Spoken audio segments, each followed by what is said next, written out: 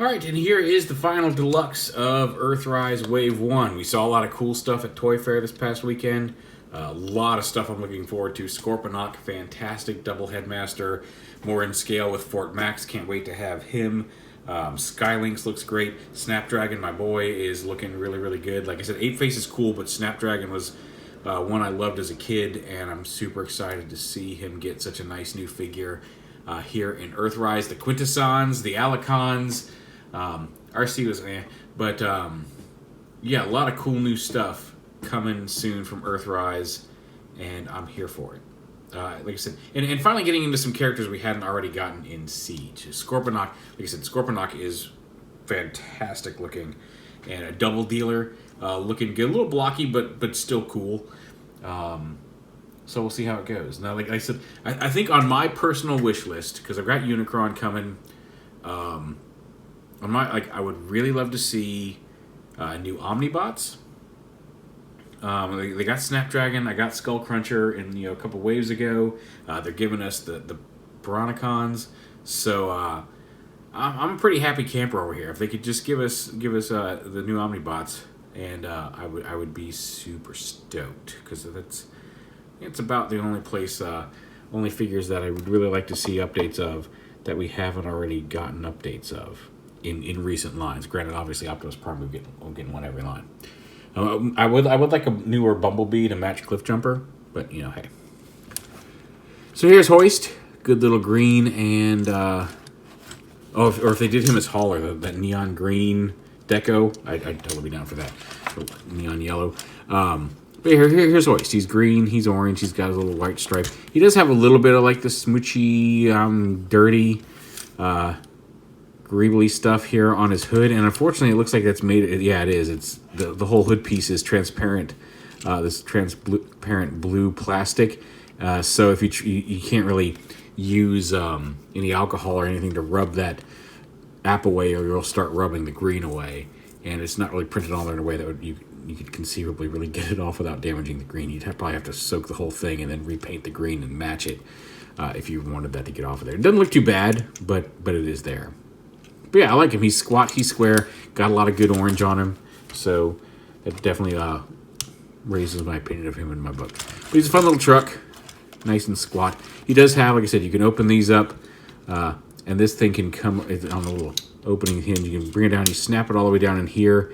It's got a little actual rolling wheel here, so you can just, if he's towing somebody, he's got a little, now you can see how bumpy my little actual plastic sheet here is.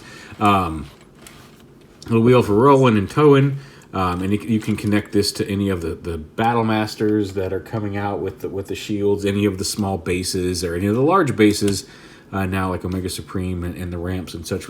I showed it connected to Ironworks in his video review, but he does have this little piece that you can flip out and use to attach to other figures. And you actually, to transform it, we might as well just leave that out. So we'll take off his weapon over here, and like I said, with this out, you can flip up the little heads piece. That should be coming up out of there. I guess we'll get it. Start going around the other bits and see if we can't get it up there, because it went in just fine. It should just pop right out, but whatever. So yeah, this whole thing can come up. Yeah, now that we got that, we can push that up and flip that up and out. And once that's out, then you can go ahead and take this and fold it back up onto the backpack like that, and kind of close those around it just to keep it open, but lift that up. There's a dual hinge here. It connects at the cab and here at the thing, so remember that for later. Come back under here. I'll go ahead and flip his arms forward out of here and lift up the front of the truck. Untab these panels from the back and the front, and bring the arms down, because we want to bring the arms are attached to these panels here. You can see, so you kind of got to get this out of the way of the edge here. You can bring the legs down to help bring that arm down. Open up the panels. The legs, you just flip them around at the knee. He does have ankle tilt, which is nice. I love how they all have ankle tilt, although his legs are a little hollow from the back, but they give you a little extra piece to support him. We'll bring his legs down. And also, when you're going to truck mode, this orange squarish piece does, in fact, snap into this green piece. It doesn't just stop there. So you may need to use a little force, but you should actually get this to snap in. There we go, if you can. Make sure it goes all the way inside that green piece. We'll bring that up. And you can fold his torso plate down and snap it into place there. Bring this back, flip his head around, and snap it up into place like that.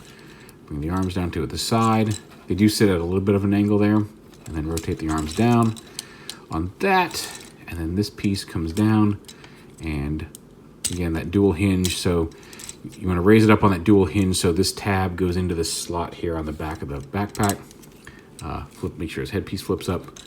Rotate his little wings around, and stand him up, and then rotate his arms so they bend the proper way, and there is Hoist. He's got a ball-jointed head. He's got dual hinge shoulders, although again, at a slight angle, they don't fit all the way down that I can tell. Unless maybe, do they come down like that, and then this piece flips over and locks them into place? It could be that we came packaged with them at an angle, but maybe, just maybe. Oh, there we go. Wait, does that work? I may be wrong. I may have been right the first time. Yeah, that doesn't really want to... Yeah, that's getting in the way, so I guess it does. You do want them to angle up and out, because otherwise it's going to jam it in there, and that's no good. Okay. Just confirming, because I hadn't double-checked that.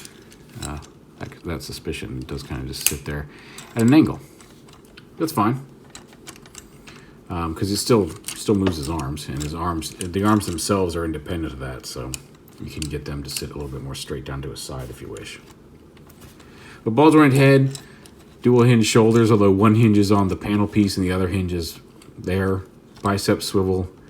Single hinge elbow, but over 90 degrees. He does have wrist swivel, although it doesn't give him little hollow elbows. He does have a waist swivel, dual hinge hips, thigh swivel, double knees, which is nice because that's his transformation hinge. They could have just left it at that and left it alone, but he actually does have a proper knee there above the orange, and then some ankle tilt.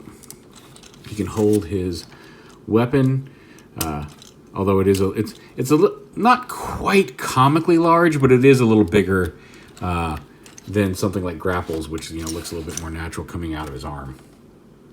Also, Voyager Deluxe. We'll talk about that in a moment.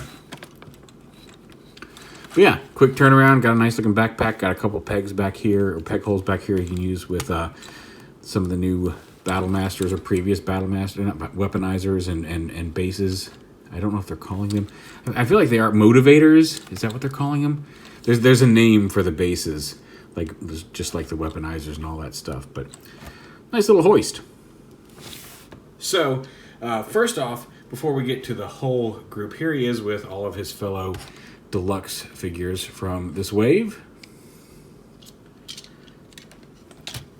And you'll see there's a very distinct tiering here of size on these dudes. Stand up, Ironworks. This is your moment to shine. So you got Cliff Jumper, small, but he does have the bazooka. Wheeljack, Ironworks, Hoist. And when I was talking in my Cliff Jumper review, I was like, it doesn't really feel like a $20 figure. And like I said, if you're judging it singly, I stand by that assessment. I absolutely do, because he's a little small when you consider that he's the same price as, say, Hoist here, but by comparison. Somebody made the very valid point, actually a couple people made the very valid point in the comment section of my video that they're kind of spreading the cost across the wave, which is why you can get a larger figure like Hoist with a smaller figure like Cliff Jumper, and which makes sense, especially if you're collecting the whole wave. But and like I said, that's a very good point, and thank you for bringing it up. But I still feel Cliff Jumper is a little weak as a $20 figure on his own. But when viewed through the lens of like they're spreading the cost across the entire wave, I understand that concept. And I do have the entire wave, so I guess I can't really complain. But then, like I said, then you throw in a Voyager like Grapple, who is now not much taller than, he's gonna like he's not significantly larger than Hoist. So Hoist is actually a pretty decent deal for $20 because you're getting a much larger robot, although his vehicle mode is kind of a standard chunky little car guy. So, and then because now that they're all here, here he is with Optimus Prime. So there's all the Wave 1 Autobots minus the the Micromasters, which I do have coming. But yeah, pretty good looking group. And for all the complaints about some of the new characters, because we got Prime, we got another Megatron coming, which does not look great, and Starscream. It is like, I mean, that's a bunch of characters that we had. I guess Wheeljack, but outside of Wheeljack, that's a bunch of characters we haven't gotten decent new figures of in a while. And in the case of Ironworks, a completely new idea. So yeah, cool to see it. So now we're just waiting on the Micromasters and then all the cool stuff they showed off at Toy Fair. But there is Deluxe Hoist from EARTHRISE.